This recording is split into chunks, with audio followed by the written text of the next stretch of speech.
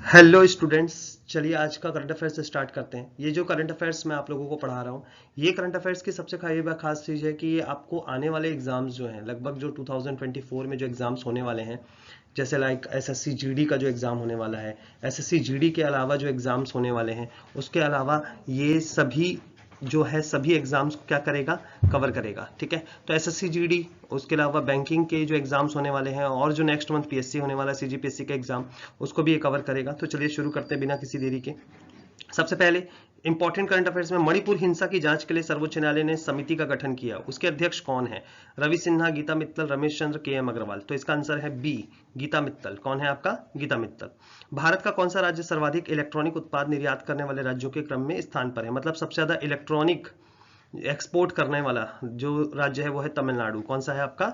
Tamil Nadu. Lumpy त्वचा रोग किस वायरस के कारण मवेशियों को हो रहा है? लंपी त्वचा रोग किस वायरस के कारण हो रहा है? कैप्रीवॉक्स और पावरसीडे एनेमिक रे। ठीक है, तो इसका आंसर है कैप्रीपॉक्स। क्या है आपका? कैप्रीपॉक्स, याद रखेंगे। ठीक है, चलिए अगला है आपका राष्ट्रीय शहीद स्मारक और रेलवे सुरक्षा संग्रहालय की स्थापना कहाँ की जा रही है? लखनऊ, प्रयागराज, पुणे, इनमें से कोई नहीं। तो इसका आंसर आएगा दोस्त लखनऊ। क्या आएगा? लखनऊ। राष्ट्रीय शहीद स्मारक व रेलवे सुरक्षा संग्रहालय की स्थापना कहाँ की जा रही है? आपका लखनऊ में। राष्ट्रीय बांध सुरक्षा केंद्र की स्थापना कहाँ की जा रही है? जयपुर, नागपुर, जोधपुर, अहमदाबाद।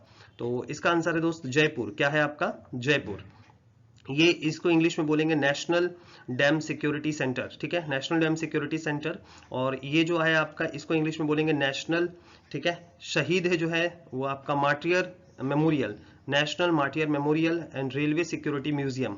इसके अलावा एक जो सबसे important current affairs, Indian competition commission of India, ठीक है, भारतीय प्रतिस्पर्धा आयोग के नए अध्यक्ष किसे बनाया गया है? तो रवनीत कौर को। किसको बनाया गया है? रवनीत कौर को इसका अध्यक्ष बनाया गया है। इसके अलावा रिसर्च एंड एनालिसिस विंग के नए निदेशक किसे नियुक्त किया गया है? तो इसका आंसर है Ravi Sinha. Research and analysis wing, रॉ बोलते हैं हम इसे। रॉ जो है वो भारत की जो जानते हैं, एक था टाइगर वाला मूवी, ठीक है, उसी के अकॉर्डिंग है ये। ठीक है, रॉ जो है उसमें टाइगर काम करता है। फिर महात्मा गांधी की सत्याग्रह जो 130वीं वर्षगांठ के लिए भारत की ओर से कौन सा नेवल शिप साउथ अफ्रीका भेजा गया? तो इसका आंसर है आईएनएस त्रिशूल। क्या है? त्रिशूल। TRISH है वो, AH हो गया है धोखे से, तो इसको S कर दीजिएगा, SHUL। ओके, अगला है ब्रिक्स 2023 का कौन सा क्रम का सम्मेलन 2023 में आयोजित किया गया? तो इसका आंसर है सी, 15वां नंबर का। कौन से नंबर का? 15th नंबर का इस साल का ब्रिक्स समिट किया गया। ब्रिक्स में 5 देश आते हैं, ठीक है, ब्राजील, रशिया, इंडिया, चाइना और साउथ अफ्रीका। याद रखेंगे, ये जोहानसबर्ग साउथ अफ्रीका में सम्मेलन आयोजित हुआ था। 15वें नंबर का क्रम था और 5 देशों के जो राष्ट्रपति या प्रधानमंत्री होते हैं वो इसमें सम्मेलन लेते हैं, ब्राजील, रशिया, इंडिया, चाइना और साउथ अफ्रीका। इसके अलावा ब्रिक्स देश के समूह में किस नवीन देश को शामिल किया जा रहा है? इजिप्ट, ईरान, सऊदी अरब और मोजाम्बिक। ठीक है, तो इसका आंसर आएगा दोस्त ईरान। क्या आएगा? ईरान। ईरान को इसमें शामिल किया जा रहा है, याद रखेंगे, बी आंसर है इसका। पहले 5 देश होते थे, अब ये 6वां देश हो जाएगा। अच्छा सॉरी, शामिल नहीं किया जा रहा है, यहां पर मैंने थोड़ा गलत बता दिया। यहां पर शामिल नहीं किया जा रहा है, ये प्रश्न पूछा जा रहा है। तो जिससे शामिल नहीं किया जा रहा है वो कौन है? तो मोजाम्बिक नहीं है, बाकी तीनों को शामिल किया जा रहा है, मिस्र, ईरान और सऊदी अरब को। ठीक है, याद रखेंगे, मिस्र, ईरान और सऊदी अरब तीनों शामिल हो रहे हैं, पर मोजाम्बिक इसमें शामिल नहीं हो रहा है। याद रखेंगे, सब लोग ध्यान से समझेंगे। अच्छा, 6वां हिंद महासागर सम्मेलन कहां आयोजित हुआ? 6वां हिंद महासागर सम्मेलन जो है ये हुआ है दोस्त आपका ढाका, बांग्लादेश में। कहां पे हुआ है? ढाका, बांग्लादेश में 6वां हिंद महासागर सम्मेलन आयोजित हुआ, 6th Indian ocean conference. G20 सम्मेलन इस साल भारत में हुआ, क्या खास चीज है? यह 18वां शिखर सम्मेलन था, बिल्कुल सही बात है। 18वें नंबर का G20 समिट हुआ था दिल्ली में। भारत की ओर से शेरपा अमिताभ कांत थे। शेरपा का मतलब होता है जो इसे लीड कर रहा था, वो थे अमिताभ कांत।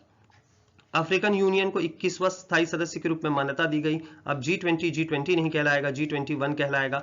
देख सकते हैं G21 कहलाएगा कि G20 कहलाएगा, ये तो बात की बात है, लेकिन 21वां सदस्य देश अफ्रीकन यूनियन को बना दिया गया है। अतिथि देशों की जो कुल संख्या है वो 12 थी। कितनी थी आपकी? 12। तो ध्यान से समझेंगे, इसमें आपको गलत कथन चुनना है। क्या चुनना है?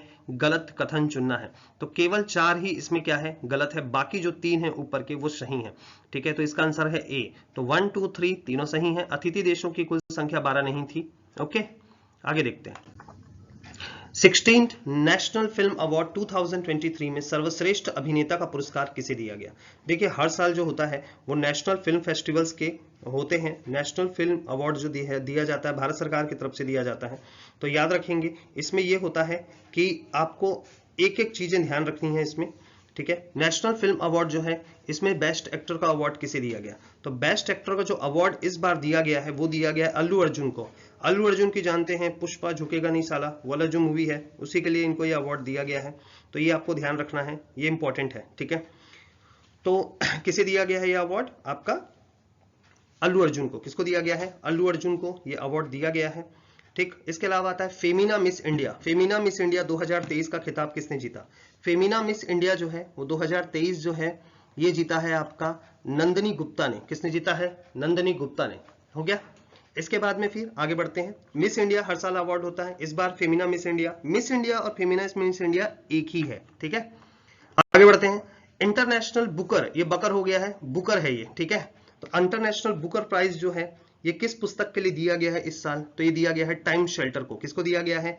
टाइम शेल्टर को। याद रखेंगे ये अवार्ड मिला है टाइम शेल्टर को, लेकिन इसके जो लेखक हैं उसके बारे में मैं आपको अलग से एक वीडियो बनाऊंगा और इसके बारे में फुल डिटेल देंगे, लेकिन ये इंपॉर्टेंट करंट अफेयर्स है, ठीक है। टाइम शेल्टर इस बार की जो पुस्तक है उसके लिए इंटरनेशनल बुकर पुरस्कार 2023 दिया गया है। 57वां ज्ञानपीठ पुरस्कार 2022 किसे दिया गया? ज्ञानपीठ पुरस्कार भारत में दिया जाने वाला सबसे बड़ा पुरस्कार है, सबसे बड़ा पुरस्कार। तो ध्यान रखेंगे ये मिला है आपका दामोदर मौजो को। किसको मिला है? दामोदर मौजो। यह पुरस्कार कोंकणी भाषा में दिया गया है। 22 भाषाओं में यह पुरस्कार दिया जाता है जो संविधान में है, सॉरी 23 भाषा, एक अंग्रेजी को मिला दे तो 23 भाषा होती है। 23 भाषाओं में यह पुरस्कार मिला है इस साल के लिए दामोदर मौजो को। अब आप बोल रहे हो कि 2022 का क्यों पढ़ा रहे, 2023 का क्यों नहीं बताते? तो 2023 में 22 का ही दिया गया है, ठीक है। 2023 का किस में दिया गया है? 22 में, मतलब सॉरी 22 के लिए किस में दिया गया है? 23 में। 23 का कब दिया जाएगा? इस साल 2024 में दिया जाएगा। ओके, चलिए आगे बढ़ते हैं। 32वां सरस्वती सम्मान, ये साहित्य के क्षेत्र में लिटरेचर में दिया जाने वाला अवार्ड है। ये मिला है इस साल शिव शंकरी जी को। ये तमिल लेखिका है शिव शंकरी, उनकी पुस्तक सूर्यवंशम के लिए। कौन सी पुस्तक के लिए? सूर्यवंशम। ये जो है सूर्यवंशम अमिताभ बच्चन वाला सूर्यवंशम नहीं है, ये उनकी पुस्तक है सूर्यवंशम, जिनके लिए अवार्ड मिला है किसे? शिव शंकरी जी को, सरस्वती सम्मान साहित्य के लिए। 33वां व्यास सम्मान पुष्पा भारती को मिला है 2023 के लिए। याद रखेंगे 33वां व्यास सम्मान 2023 में मिला है पुष्पा भारती को। यह भी साहित्य के लिए दिया जाता है। उनकी ये पुस्तक यादें यादें और यादें, ये पुस्तक का नाम है यादें यादें और यादें, उसके लिए मिला है 32वां व्यास सम्मान 2023 पुष्पा भारती को। यह भी पुरस्कार साहित्य के क्षेत्र में दिया जाता है। किसमें दिया जाता है? साहित्य के क्षेत्र में दिया जाने वाला पुरस्कार है। अगला, साहित्य अकादमी सम्मान 2023 हिंदी भाषा के लिए किसे दिया गया? तो हिंदी भाषा के लिए दिया गया है ये पुरस्कार संजीव को। किसको दिया गया है? संजीव को। वैसे ये भी पुरस्कार 22 भाषाओं के लिए दिया जाता है, इसमें हिंदी भाषा के लिए ज्यादातर एग्जाम्स में आता है। तो साहित्य अकादमी सम्मान साहित्य के लिए दिया जाने वाला पुरस्कार है, ये मिला है संजीव को। रेमन मैग्सेसे पुरस्कार 2023 फिलीपींस के राष्ट्रपति रेमन मैग्सेसे के नाम से दिया जाता है। रेमन मैग्सेसे जो है, और ये अवार्ड इस साल मिला है दलाई लामा को। किसको मिला है? दलाई लामा को, ठीक। याद रखेंगे रेमन मैग्सेसे पुरस्कार को एशिया का नोबेल पुरस्कार कहते हैं और यह मिला है किसे? दलाई लामा को। अगला, एशिया प्रशांत सांस्कृतिक विरासत पुरस्कार भारत के किस स्थान को प्राप्त हुआ? Asian Pacific cultural heritage award. Asian Pacific cultural heritage award Bharat के किस स्थान को प्राप्त हुआ? तो ये आंसर आएगा दोस्त आपका यहां पर, जो ध्यान से रखेंगे, Byculla railway station. Byculla railway station 150 साल पुराना रेलवे स्टेशन है जिसे Asian Pacific cultural heritage award प्राप्त हुआ। इंदिरा गांधी शांति पुरस्कार, सॉरी गांधी शांति पुरस्कार, इंदिरा गांधी नहीं, गांधी शांति पुरस्कार, Gandhi peace award cultural ministry द्वारा 2021 के लिए किसे दिया गया? देखिए 2022 और 2023 के लिए किसी को नहीं दिया गया है, सीधा 2021 के लिए दिया गया है। तो ये मिला है दोस्त आपका गीता प्रेस गोरखपुर। गीता प्रेस जानते हैं जो भगवत गीता का प्रकाशन करता है, और कई सालों से हम लोगों के घरों में जो भगवत गीता पढ़ी होगी उसके नीचे जरूर लिखा होता है गीता प्रेस गोरखपुर। तो गीता प्रेस गोरखपुर जो है कई सालों से आध्यात्मिक और धार्मिक पुस्तकों का प्रकाशन करता आया है, इसलिए गीता प्रेस गोरखपुर को इस साल का गांधी शांति पुरस्कार दिया गया। अगला है दोस्तों आपका लोकमान्य तिलक राष्ट्रीय सम्मान 2023 किसे प्रदान किया गया। बहुत ज्यादा इंपॉर्टेंट है। लोकमान्य तिलक राष्ट्रीय सम्मान 2023 जो है, इस साल ये पुरस्कार जो है आपका मिला है श्री नरेंद्र मोदी जी को। नरेंद्र मोदी जो भारत के प्रधानमंत्री हैं, उन्हें लोकमान्य तिलक राष्ट्रीय सम्मान 2023 प्रदान किया गया। दूसरा अगला क्वेश्चन है, दूसरा लता दीनानाथ मंगेशकर सम्मान 2023। ये लता मंगेशकर जी की मृत्यु के बाद में यह अवार्ड शुरू किया गया था। दूसरा लता दीनानाथ मंगेशकर पुरस्कार 2023, ये अवार्ड मिला है आशा भोसले को। किसको मिला है? आशा भोसले को। इनमें से कोई नहीं, ठीक है। तो याद रखना, आशा भोसले जो लता मंगेशकर की बहन भी हैं, उन्हें मिला है ये पुरस्कार। याद रखेंगे, आशा भोसले बहुत फेमस सिंगर भी हैं, उन्हें अवार्ड मिला था। याद रखेंगे। एक अंतर है, दीनानाथ मंगेशकर, लता मंगेशकर अवार्ड अलग है, वो महाराष्ट्र सरकार देती है, और दूसरा है लता दीनानाथ मंगेशकर अवार्ड 2023, ये लता मंगेशकर के डेथ के बाद शुरू हुआ। तो लता मंगेशकर अवार्ड अलग है और लता दीनानाथ मंगेशकर अवार्ड अलग है, ठीक है। चलिए, और ये अवार्ड आशा भोसले को मिला है। इसका आंसर इनमें से कोई नहीं है, ठीक है। चलिए आगे बढ़ते हैं। नरेंद्र मोदी को मिस्र का सबसे बड़ा पुरस्कार दिया गया, निम्नलिखित वह से वह कौन सा है, ठीक है। Order of Nile, order of rising, order of मिस्र, ऑर्डर ऑफ गॉड। तो ये आंसर जो है दोस्तों, ये है ऑर्डर ऑफ नील, ठीक है। मिस्र का दूसरा नाम है इजिप्ट। इजिप्ट कंट्री ने जब मोदी जी वहां पे विजिट करने गए थे या मिलने गए थे उनको, तो ऑर्डर ऑफ नील, नील नदी जो है वो मिस्र में बहती है और दुनिया की सबसे लंबी नदी है। दुनिया की सबसे लंबी नदी है नील, लॉन्गेस्ट रिवर, और सबसे बड़ी नदी है अमेज़न। क्या है? अमेज़न। अमेज़न जो है साउथ अमेरिका में बहती है, दक्षिणी अमेरिका में, और नील नदी जो है अफ्रीका में बहती है, और यह विश्व की सबसे लंबी नदी है। अगला है North Atlantic Treaty Organization, NATO. आप सब लोग जानते हैं नाटो जो है वो अमेरिका का एक ग्रुप है, जो मिलिट्रियल ग्रुप है। अभी हाल ही में ये यूक्रेन को सपोर्ट कर रहा है। नाटो में अप्रैल 2023 में 31वां सदस्य कौन बना है? तो इसका आंसर है फिनलैंड। फिनलैंड कंट्री हाल ही में नाटो का मेंबर बन गया है। याद रखेंगे, ये क्वेश्चन ज्यादातर एग्जाम्स में जरूर आएंगे कि नाटो का नया मेंबर कौन है। तो अप्रैल 2023 में जोड़ा गया है, तो 31वां सदस्य ये बन चुका है। ये बहुत इंपॉर्टेंट है। अगला है संघाई सहयोग परिषद, इसे हम शॉर्ट में कहते हैं दोस्त एससीओ। क्या कहते हैं? एससीओ कहते हैं। संघाई कोऑपरेशन ऑर्गेनाइजेशन जो है ये 2000 में बना था, 2001 में, ठीक है। 2000 नहीं, सन 2001 में बना था, 2001 में। इसमें 9वां सदस्य किसे जोड़ा गया? 9वां सदस्य जो जोड़ा गया है दोस्त, वो जोड़ा गया है ईरान को। किसको जोड़ा गया है? ईरान को। ईरान को एससीओ में क्या किया गया है? सदस्य के रूप में जोड़ा गया है। संघाई कोऑपरेशन ऑर्गेनाइजेशन 2001 में बना था। इसमें कुल 8 सदस्य हैं और इसमें 9वां सदस्य जो है वो ईरान को जोड़ा गया है। अगला है डूरंड कप 2023 फुटबॉल टूर्नामेंट किस टीम ने जीता? डूरंड कप भारत का सबसे पुराना फुटबॉल चैंपियनशिप है, ठीक है। याद रखेंगे, प्रश्न आपसे एग्जाम में कई बार पूछेगा कि भारत का सबसे पुराना या एशिया का सबसे पुराना फुटबॉल टूर्नामेंट कौन सा है? तो आंसर आएगा Durand cup. Durand cup tournament जो है ये इस बार असम में हुआ था, ये लेकिन असम में हुआ था, असम जीता नहीं है, ठीक है। इसे जीता है मोहन बगान ने। किसने जीता है? मोहन बगान जो है वो क्लब है कहाँ का? वेस्ट बंगाल का। और पश्चिम बंगाल, मान के चलिए बंगाल ने ही जीता है, मोहन बगान वेस्ट बंगाल का है और उन्होंने ही जीता है। ज्यादातर बंगालीज जो है फुटबॉल खेलते हैं, ठीक है, ये तो आप जानते ही होंगे। और जो जो चीजें मैं आपको बता रहा हूँ उसे नोट डाउन करते हुए चलिए, ये बहुत ज्यादा इंपॉर्टेंट है। अगला है दोस्त, इसमें आता है कि प्रधानमंत्री विश्वकर्मा श्रम योजना मोदी जी ने चालू की। कब चालू की? तो इसका आंसर आता है 17 सितंबर 2023। कब आता है? 17 सितंबर 2023 को ये प्रधानमंत्री विश्वकर्मा श्रम योजना जो है मोदी जी ने स्टार्ट की है 17 सितंबर 2023 को, ठीक है। सॉरी, मैं अगर गलत बोल रहा हूं तो उसको सुधार लीजिएगा, 17 सितंबर 2023। वन नेशन वन इलेक्शन, एक देश एक चुनाव से संबंधित मामलों के लिए जो कमेटी बनाई गई है, उस कमेटी का चेयरमैन कौन है? ठीक है, इस कमेटी का जो चेयरमैन है वो है हमारे देश के जो पहले राष्ट्रपति रह चुके हैं, पहले मतलब इससे पहले द्रौपदी मुर्मू से जो पहले रह चुके हैं, वो है रामनाथ कोविंद। इन्हें इस कमेटी का चेयरमैन बनाया गया है। वन नेशन वन इलेक्शन का हेड किसे बनाया गया है? रामनाथ कोविंद को। अगला है भारत का पहला लिथियम आयन बैटरी प्लांट कहां बनाया जाएगा? भारत का पहला लिथियम आयन बैटरी प्लांट जो है वो बनाया जाएगा आपका बेंगलुरु में। कहां पे बनाया जाएगा? बेंगलोर में। कहां बनाया जाएगा? बेंगलोर में। याद रखेंगे, ये बहुत इंपॉर्टेंट है, ठीक है। लिथियम भारत में भी पाया जाता है। लिथियम के हाल ही में भंडार जम्मू कश्मीर के रियासी में मिले। कहां मिले? रियासी में, जम्मू कश्मीर में भंडार मिले। और सबसे खास चीज है, दुनिया में सबसे बड़ा लिथियम उत्पादक जो देश है वो है चिली, अर्जेंटीना और बोलिविया। तीनों देशों में थोड़ा थोड़ा पाया जाता है। चिली कंट्री जो है साउथ अमेरिका में है, दक्षिण अमेरिका में, वहां पे लिथियम सबसे ज्यादा पाया जाता है।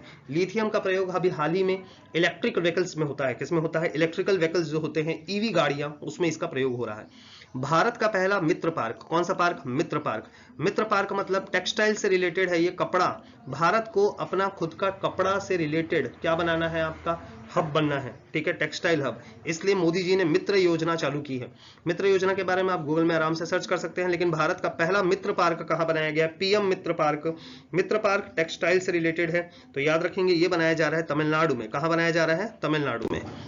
अगला है युगे युगीन भारत राष्ट्रीय संग्रहालय। युगे युगीन को इंग्लिश में भी युगे युगीन इंडिया नेशनल म्यूजियम, जो कि दुनिया का सबसे बड़ा म्यूजियम होगा, उसकी स्थापना की जा रही है दोस्त आपका एक ही जगह पे की जाएगी, और वो है दिल्ली। कहां पे की जाएगी? दिल्ली में। भारत का पहला डिजिटल साइंस पार्क किस राज्य में खोला जाएगा? तो किस राज्य में खोला जाएगा दोस्त? किस राज्य वाला है आंसर? देखेंगे कहां पर खोला जाएगा, तो इसका आंसर है तिरुवनंतपुरम, केरल। केरल की कैपिटल जो है तिरुवनंतपुरम, वहां पर डिजिटल साइंस पार्क, भारत का पहला डिजिटल साइंस पार्क खोला जाएगा। अगला 73 विपणन सत्र। विपणन सत्र मतलब मार्केटिंग ईयर 2023-24। 2023 साल शुरू हुआ था 1 अप्रैल से और खत्म होगा 31 मार्च को, मतलब ये साल अभी खत्म नहीं हुआ है। तो धन लिखा है यहाँ पर। धान का सामान्य समर्थन मूल्य कितना है?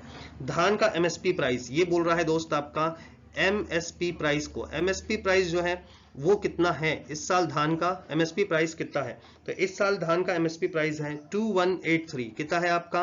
2183, 2183 रुपए भारत सरकार ने डिसाइड किया है कि धान, नॉर्मल धान जो है 2183 रुपए में वो खरीदेगा। बाकी तो स्टेट अपने अपने हिसाब से बोनस लगाता ही है। कई राज्य बोनस नहीं देते, कई लोग बोनस का वादा करते हैं पर बोनस देते नहीं है, ठीक है। जैसे छत्तीसगढ़ ने बोला है कि 3100 रुपए में धान खरीदेगा, लेकिन 2183 रुपए भारत सरकार देगी, बाकी छत्तीसगढ़ को मिलाना पड़ेगा।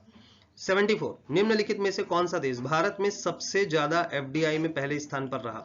मतलब कौन से देश ने भारत में सबसे ज्यादा एफडीआई लाई, ठीक है। एफडीआई लाने वाला जो देश था भारत में, सबसे ज्यादा एफडीआई किस देश ने की भारत में, ठीक है। तो ये आंसर है सिंगापुर। क्या है आपका? सिंगापुर है। क्या है? सिंगापुर। मतलब सिंगापुर जो है भारत में एफडीआई करने वाला सबसे बड़ा देश है। याद रखना, ये वाला क्वेश्चन जरूर आपके एग्जाम में आएगा।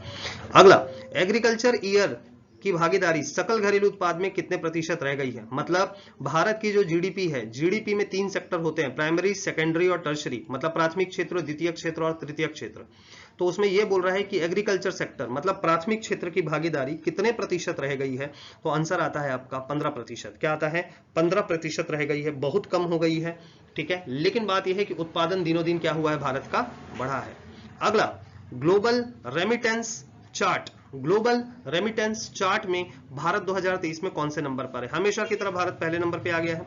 लगभग 2 साल से वो पहले नंबर पे है। रेमिटेंस का मतलब है कि विदेशी लोग जो भारत में, वो भारतीय लोग हैं जो विदेशों में रह रहे हैं, वहां से अपने घर कितना पैसा भेजते हैं, उसके मामले में भारत कौन से नंबर पर है? मतलब जो विदेशी हैं वो भारत में रह रहे लोगों को जो अपने घरों में पैसा भेजते हैं या भारत सरकार को जो पैसा भेजते हैं, उस मामले में हम लोग पहले नंबर पे हैं दुनिया में। समझ में आ रहा है? क्योंकि पूरी दुनिया भर में तो इंडियंस फैल ही चुके हैं, तो वो अपने जब घर पैसा भेजते हैं, तो इस मामले में रेमिटेंस के मामले में सबसे ज्यादा नंबर पे कौन है? भारत है, पूरी दुनिया में पहले नंबर पे।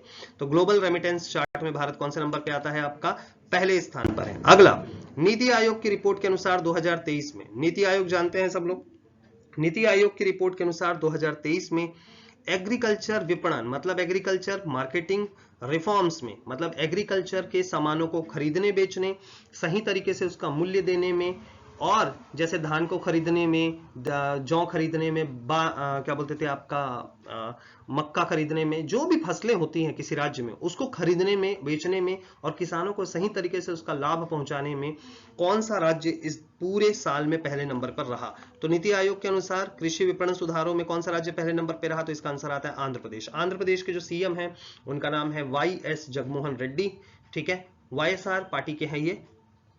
चीन के कौन से राज्य में हाल ही में भूकंप आया? याद रखेंगे, चीन के में अभी हाल ही में भूकंप आया है, तो कौन सा राज्य है वो जहां पे भूकंप आया? तो गासू प्रांत, ठीक है। चीन के गासू प्रांत में बहुत बड़ा भूकंप आया जिसकी वजह से कई लोगों की मौत हो गई, ठीक है, याद रखेंगे।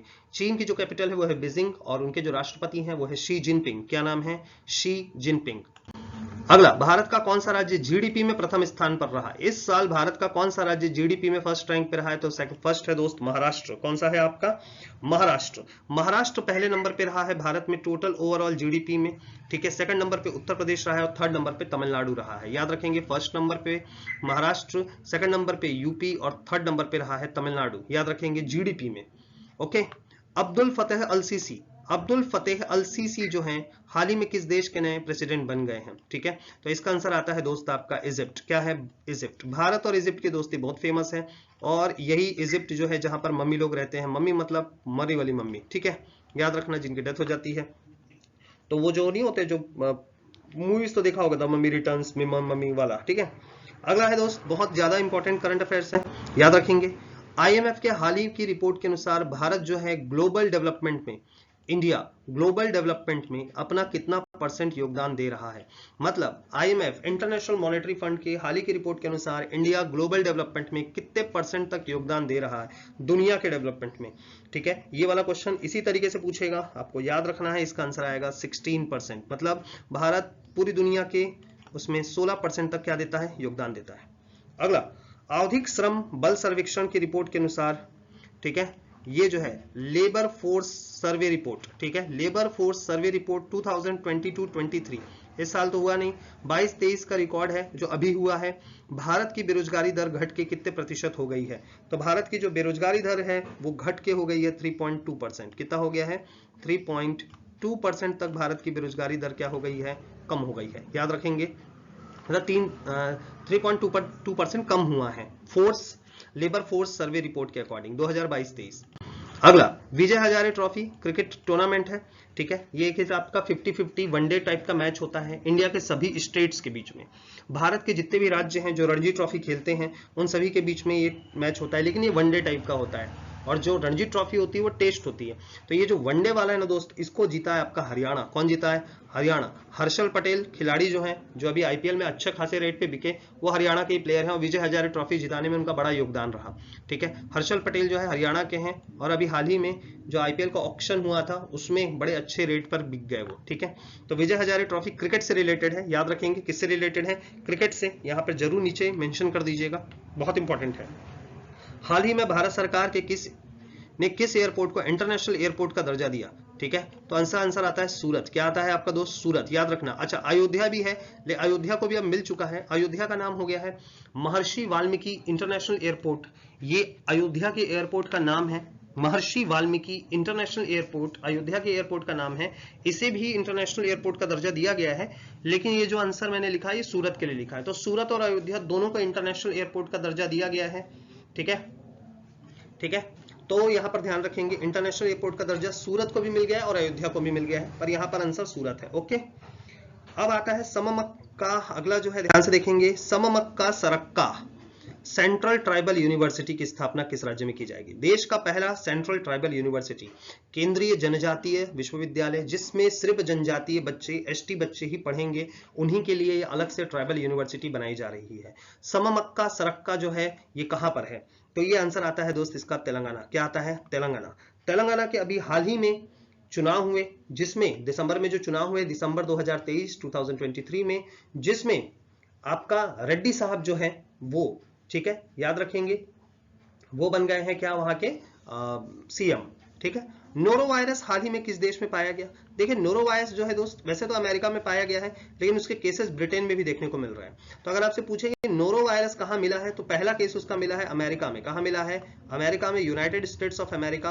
और लेकिन उसके केसेस जो है ब्रिटेन में भी ज्यादातर पाए गए हैं। नोरोवायरस के केस ब्रिटेन में भी पाए गए हैं। तो आंसर वैसे इसका आएगा कहां पाया गया, शुरुआत कहां हुई थी? अमेरिका में। ठीक है, क्लियर है। अगला, ITF world championship award tennis tournament, ठीक है, इंटरनेशनल टेनिस फेडरेशन, आईटीएफ का फुल फॉर्म है इंटरनेशनल टेनिस फेडरेशन, अंतरराष्ट्रीय टेनिस संगठन, किस पुरुष टेनिस खिलाड़ी को दिया जाएगा? तो नोवाक जोकोविच नंबर 1 प्लेयर हैं। लगभग समझ लीजिए इस साल जितने भी टूर्नामेंट हुए उसमें से लगभग सारे टूर्नामेंट्स किसने जीते हैं? नोवाक जोकोविच ने। एक आध ही उन्हें नहीं जीता था, इसके बारे में अलग से वीडियो बनाऊंगा। नोवाक जोकोविच सर्बिया के प्लेयर हैं। कहां के प्लेयर हैं? Serbia, SERBIA। ठीक है, सर्बिया के प्लेयर हैं नोवाक जोकोविच। ठीक है, मिस इंडिया यूएसए किस महिला ने ये जीता है? याद रखेंगे, मिस इंडिया यूएसए खिताब जो है ये जीता है रिजुल मैनी ने। किसने जीता है? रिजुल मैनी ने। रिजुल मैनी जो है उन्होंने जीता है क्या? मिस इंडिया यूएसए का मतलब यूएसए में रहने वाली जो इंडियंस हैं उनमें से मिस इंडिया बनी है ये। हमारा जो मिस इंडिया है वो अलग है, वो फेमिना मिस इंडिया है, वो नंदिनी गुप्ता, इससे पहले अपन पढ़ चुके हैं। ठीक है, याद रखेंगे। अगला है दोस्त, international tennis hall of fame international tennis hall of fame में शामिल होने वाले दो भारतीय टेनिस प्लेयर कौन हैं? याद रखेंगे, international tennis hall of fame में शामिल होने वाले दो भारतीय टेनिस प्लेयर जो हैं उनका नाम है लिएंडर पेस और विजय अमृतराज। याद रखेंगे, लिएंडर पेस और विजय अमृतराज, इन दोनों को international tennis hall of fame में शामिल किया गया है। ये पहले एशियन प्लेयर्स होंगे। एशियन प्लेयर मतलब पहली बार किसी भारतीय प्लेयर्स को, टेनिस प्लेयर्स को इसमें शामिल किया गया है। याद रखेंगे, लिएंडर पेस बहुत पुराने खिलाड़ी हैं टेनिस के, और विजय अमृतराज भी काफी ज्यादा पुराने और अच्छे खिलाड़ी हैं। हाल ही में किस भारतीय क्रिकेटर को अर्जुन पुरस्कार के लिए नामित किया गया? अर्जुन पुरस्कार खेल में दिए जाने वाले पुरस्कार है, कई लोगों को दिया जाता है, लेकिन ये जो है क्रिकेटर को मिला है मोहम्मद शमी को। जानते हैं मोहम्मद शमी को सब लोग। मोहम्मद शमी ने भी हाल ही में क्रिकेट वर्ल्ड कप में जलवा ला दिया था। क्लियर है? अगला, मेजर ध्यानचंद खेल रत्न पुरस्कार, देश का सबसे बड़ा पुरस्कार।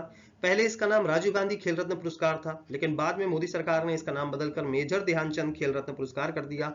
इस साल 2023 का ये पुरस्कार मिलेगा दो बैडमिंटन प्लेयर्स को। इनका नाम है चिराग शेट्टी और सात्विक साईराज। सात्विक साईराज और चिराग शेट्टी को बैडमिंटन के लिए ये पुरस्कार मिलेगा। ये हर साल किसी एक या दो प्लेयर या ग्रुप में ये अवार्ड मिल सकता है। ठीक है, तो याद रखेंगे मेजर ध्यानचंद खेल रत्न पुरस्कार जो है इस साल दिया जाएगा चिराग शेट्टी और सात्विक साईराज को, और दोनों ही प्लेयर बैडमिंटन के हैं। भारत का कौन सा राज्य सबसे ज्यादा एफडीआई प्राप्त करने वाला राज्य है? एफडीआई मतलब फॉरेन डायरेक्ट लेने वाला, इन्वेस्टमेंट। ठीक है, फॉरेन से डायरेक्ट इन्वेस्टमेंट लेने वाला या प्रत्यक्ष विदेशी निवेश लेने वाला, सबसे ज्यादा निवेश लेने वाला राज्य जो विदेशों से बना है वो बना है दोस्त आपका महाराष्ट्र। कौन सा है आपका? महाराष्ट्र। और भारत सबसे ज्यादा एफडीआई किस देश से प्राप्त करता है? थोड़ी देर पहले हमने पढ़ा था इसी में ही, सिंगापुर में। कहां पे? सिंगापुर से प्राप्त करता है। क्लियर है दोस्त? अगला, चक्रवात जैस्पर हाल ही में किस देश में पहुंचा? ठीक है, चक्रवात जैस्पर जो है हाल ही में आपका ऑस्ट्रेलिया में पहुंचा। ऑस्ट्रेलिया में चक्रवात जैस्पर आया था। याद रखेंगे, ये क्वेश्चन जरूर एग्जाम में आएगा। चक्रवात जैस्पर ऑस्ट्रेलिया। अभी हाल ही में हमारे देश में एक मिचोंग साइक्लोन आया। क्या आया? मिचोंग साइक्लोन। याद रखेंगे, जिसकी वजह से भारी तबाही हुई थी। कहां पे? आपका जो तमिलनाडु के कोस्टल एरियाज हैं वहां पे काफी ज्यादा क्या हुआ? तबाही आई थी। तो तमिलनाडु और आंध्र तट पे तकराया था मिचोंग साइक्लोन। क्या तकराया था? मिचोंग साइक्लोन। चक्रवात जैस्पर, साइक्लोन जैस्पर। याद रखेंगे, ऑस्ट्रेलिया में चक्रवात को साइक्लोन नहीं कहते, वहां पे विली विली बोलते हैं। क्या बोलते हैं? Willie Willie. भारत में अगर आए और भारत के आसपास के देशों में आए तो उसे टाइफून चक्रवात या साइक्लोन कहते हैं, लेकिन ऑस्ट्रेलिया तरफ आए तो उसे विली विली कहते हैं। तो चक्रवात जैस्पर या विली विली जैस्पर कहां टकराया है? ऑस्ट्रेलिया पे। और हमारे यहाँ देश में कौन सा आया था अभी हाल ही में? मिचोंग साइक्लोन। अगला है, पोलैंड के नए प्रधानमंत्री किसे नियुक्त किया गया? तो डोनाल्ड टस्क को। किसको अपॉइंट किया गया? डोनाल्ड टस्क को। पोलैंड, पोलैंड के बारे में क्या है? पोलैंड की कैपिटल वारसा है। ठीक है, वारसा, और ये जस्ट जर्मनी के बगल में है। जर्मनी ने पोलैंड के ऊपर हमला किया था 1939 में, और वहीं से वर्ल्ड वॉर की क्या हुई थी? शुरुआत हुई थी, सेकंड वर्ल्ड वॉर की। सेकंड वर्ल्ड वॉर की शुरुआत 1939 में, 1939 में हमले के बाद हुई थी। ये 1 सितंबर 1939 को हमला किया था जर्मनी ने पोलैंड के ऊपर, और सेकंड वर्ल्ड वॉर शुरू हुआ था। कुछ ना कुछ मैं आपको जरूर एक एक्स्ट्रा नॉलेज देता रहूंगा इसके साथ ही। ठीक है, पोलैंड के नए प्रधानमंत्री डोनाल्ड टस्क को बनाया गया है। पोलैंड की राजधानी है आपका क्या? वारसा। ओके, अगला, हाल ही में दुनिया का सबसे बड़ा अफीम उत्पादक देश कौन सा है? हम पूरी दुनिया में जानते हैं कि ओपीएम, ओपीएम मतलब दुनिया का सबसे बड़ा ओपीएम प्रोड्यूसर कंट्री जो है दोस्त, वो है आपका क्या? नॉर्मली अगर हम देखें ओपीएम कंट्री जो है वो कौन सी है आपकी? यहां पर अगर हम ध्यान से देखें तो ये है आपका म्यांमार। क्या है आपका? म्यांमार। म्यांमार होनी चाहिए, यहाँ पे आंसर म्यांमार आएगा। वैसे अफगानिस्तान थी, पर अफगानिस्तान को सरपास करके कौन बन गया? म्यांमार। ठीक है, दुनिया का सबसे बड़ा अफीम उत्पादक देश, ओपीएम प्रोड्यूसर कंट्री। ठीक है ना? इसमें जो अभी आ गया म्यांमार आ गया, लेकिन पहले अफगानिस्तान था। अगला है COP28। COP का फुल फॉर्म होता है दोस्त कॉन्फ्रेंस ऑफ पार्टीज। हर साल पर्यावरण को बचाने के लिए और जलवायु परिवर्तन करने, जो जलवायु परिवर्तन हो रहा है, क्लाइमेट चेंज, उसको बचाने के लिए पूरी दुनिया भर के लोग इकट्ठा होते हैं। पूरी दुनिया भर के राष्ट्रपति, प्रधानमंत्री इकट्ठा होते हैं। इस मीटिंग को 28वां नंबर का जो मीटिंग हुआ है इसी को बोलते हैं conference of parties. Conference of parties के 28वें नंबर की बैठक, कॉन्फ्रेंस ऑफ पार्टीज मतलब कंट्रीज को बोल रहा है पार्टीज। कॉन्फ्रेंस ऑफ पार्टीज मतलब दुनिया के सम्मेलन होना। शिखर सम्मेलन, समिट किस देश में आयोजित हुआ? तो ये हुआ है दोस्त आपका दुबई में। कहां हुआ है? Dubai, UAE country. यूएई जानते हैं आप लोग। यूएई और सऊदी अरब अलग अलग कंट्री हैं, दोनों को मिक्स मत करें। यूएई की कैपिटल है अबू धाबी। अबू धाबी उसकी कैपिटल है, किसकी? यूएई की कैपिटल अबू धाबी है, याद रखना। लेकिन ये सम्मेलन यूएई के शहर अबू धाबी में नहीं हुआ है, दुबई में हुआ है। कहां हुआ है? दुबई। तो दुबई और अबू धाबी दोनों यूएई में है, और सऊदी अरब एक अलग कंट्री है। कई लोगों को कंफ्यूजन होता है कि यूएई और सऊदी अरब एक ही होंगे, नहीं, बिल्कुल अलग अलग है। तो COP 28 का सम्मेलन याद रखना दोस्त, जरूर आएगा ये एग्जाम में क्वेश्चन, जरूर आएगा, है ना, याद रखिएगा, भूलिएगा नहीं, ठीक है। अगला, राजस्थान के नए मुख्यमंत्री किसे नियुक्त किया गया है? राजस्थान के नए मुख्यमंत्री जो है दोस्त, भजन लाल शर्मा को अपॉइंट किया गया है। भजन लाल शर्मा जो है राजस्थान के नए मुख्यमंत्री हैं। इससे पहले अशोक गहलोत थे। अभी हाल ही में 4 राज्यों में चुनाव हुए थे। 4 राज्यों में जो चुनाव हुआ, इसमें भजन लाल शर्मा कहाँ के मुख्यमंत्री बने हैं? आपके राजस्थान के। इसके अलावा अगर हम देखें तो जो MP के मुख्यमंत्री बने वो है मोहन यादव। कौन बने थे? मोहन यादव, ठीक है, याद रखेंगे कौन बने? मोहन यादव, आपको लिखते हुए चलना है, ठीक है, मोहन यादव बने। और उसके अलावा जो मुख्यमंत्री बने, ठीक है, छत्तीसगढ़ के मुख्यमंत्री बने हैं विष्णुदेव साय। कौन बने हैं आपके? विष्णुदेव साय छत्तीसगढ़ के मुख्यमंत्री बने। तो 3 राज्यों के हुए। इसके अलावा लाल दुहोमा, याद रखेंगे, लाल दुहोमा, नाम थोड़ा सा आराम से लिख देता हूं मैं, लाल अक्षर में लिख देता हूं, याद रखिएगा, लाल दुहोमा। इसको आप इंग्लिश में जैसा भी देखिए, आपको बस ऑप्शन देख के याद कर लेना है कि क्या हुआ है। तो लाल दुहोमा जो है वो मुख्यमंत्री बने हैं कहाँ के दोस्त? आपके मिजोरम के। कहाँ के मुख्यमंत्री बने हैं? मिजोरम में। मिजोरम में भी हाल ही में चुनाव हुए थे, तो मिजोरम के नए मुख्यमंत्री लाल दुहोमा बने हैं, ठीक है। तो 4 राज्यों में चुनाव हुए और चारों राज्यों के रिजल्ट आपके सामने थे, ठीक है। 3 राज्यों में भारतीय जनता पार्टी की सरकार बनी। विनबैक्स नाम से पता चल रहा है, WINBEX 2023 किन 2 देशों के बीच में होने वाला सैन्य अभ्यास है? तो विनबैक्स के नाम से ही पता चलता है, वी से वियतनाम और भारत, ये जो है 2 देश हैं, और इन दोनों देशों के बीच में एक, बोल सकते हैं कि एक एक्सरसाइज हुआ, दोनों देशों की सेनाओं के बीच में एक अभ्यास हुआ जिसका नाम रखा गया विनबैक्स, WINBEX, ठीक है। अगला है दोस्त आपका, time person of the year 2023 किसे घोषित किया गया? Time person of the year 2023 declare किया गया है टेलर स्विफ्ट को। किसको डिक्लेयर किया गया? टेलर स्विफ्ट को। अगला, दिसंबर में जारी RBI की रिपोर्ट के अनुसार भारत का विदेशी मुद्रा भंडार कितना हो गया है? तो इसका आंसर है $604 बिलियन। कितना हो गया है? $604 बिलियन। RBI ने अपनी हाल ही में रिपोर्ट में कहा है कि उनके पास में जो फॉरेन करेंसी रिजर्व है, विदेशी मुद्रा भंडार, वो बढ़ के हो गया है $604 बिलियन। फाइनली हम 600 बिलियन के पार हो गए। इसी बिलियन डॉलर या $604 बिलियन से ही भारत विदेशों के साथ क्या करता है? रिलेशंस बनाता है, उनके पास से सामान खरीदता है, ये सारी चीजें वो करता है। समझ गए दोस्त? सभी लोग क्लियर है आप सबों को? थैंक यू आप सबका। और ये सब आप लोग नोट डाउन करते हुए चलना, और जस्ट नोट डाउन करते हुए चलिएगा, और आप आराम से इसे नोट डाउन करते चलिए। मैं गारंटी दे सकता हूं इसमें से आपको बहुत ज्यादा फायदा मिलेगा। अभी हाल ही में PSC और SSC GD के एग्जाम्स हैं, और बाद में बैंकिंग के भी एग्जाम्स होने वाले हैं। अगर आप प्री निकालेंगे SBI का, तो SBI मेंस होगा क्लर्क का, तो उसमें ये सब क्वेश्चन जरूर आएंगे। हिंदी में है, लेकिन आप दिक्कत ना करें। अगर आपको कोई भी प्रॉब्लम हो तो मुझसे बेशक कॉन्टेक्ट कर सकते हैं, ठीक है। और रमा कोचिंग के चैनल को जरूर सब्सक्राइब करें और ज्यादा से ज्यादा शेयर करें। थैंक यू दोस्तों।